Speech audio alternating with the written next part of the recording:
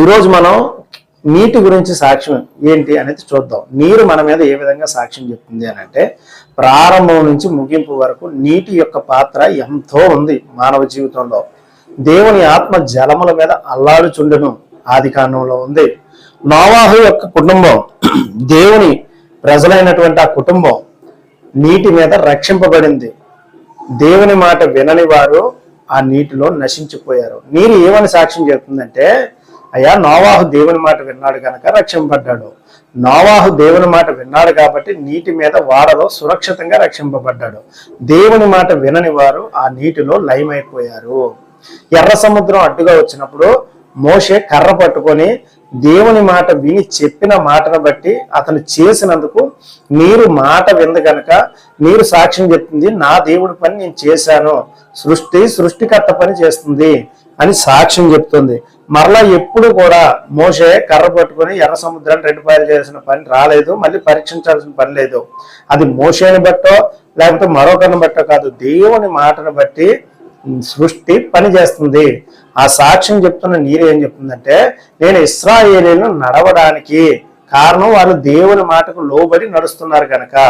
అలాగే దేవుని మాటకు లోబడి నడిస్తే ప్రతిదీ కూడా మీకు సమకూడి జరుగుతాయి. అయితే చాలా విషయాల్లో దేవుని మాట వినకుండా వెళ్తున్నారేమో గుర్తుపెట్టుకోండి. మీరు బైబిల్ మొత్తం చూడండి. జలములు దేవదూత సాక్ష్యం చెప్పగా విన్నదట, ప్రవక్తల్ని వీళ్ళని వాళ్ళని చంపుతున్నప్పుడు వాళ్ళకి మీరు చేసిన తీర్పు న్యాయమే అని నీరు సాక్ష్యం చెప్తుందటండి. ఈ నీరు అనేది మానవ శరీరంలో 60 నుంచి 70% వరకు ఉంటుంది. ఏమండి, ఈ నీరు అనేది వాక్య రూపంలో పోల్చబడింది.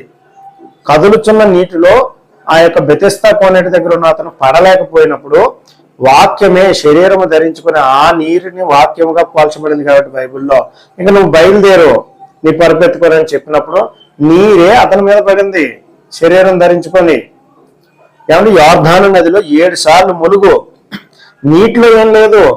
అక్కడ దేవుని మాట విన్నటువంటి ఏమంటే దైవజనుడి యొక్క మాటను ఆలకించి ఇష్టం ఉన్నా ఇష్టం లేకపోయినా ఇది దేవుడు చెప్పిన మాటని ములిగాడు. సాక్ష్యం చెప్తుంది, నీకు ఇష్టం ఉన్నా లేకపోయినా నీకు విశ్వాసం కలగడానికి నేను ఉపయోగపడ్డాను.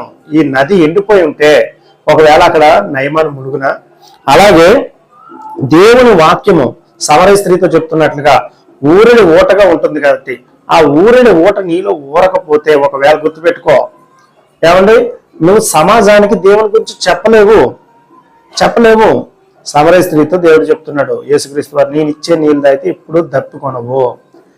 ఏమండి నతానీయులతో చెప్తున్నాడు, ఒకడు నీటి మూలంగాను ఆత్మ మూలంగా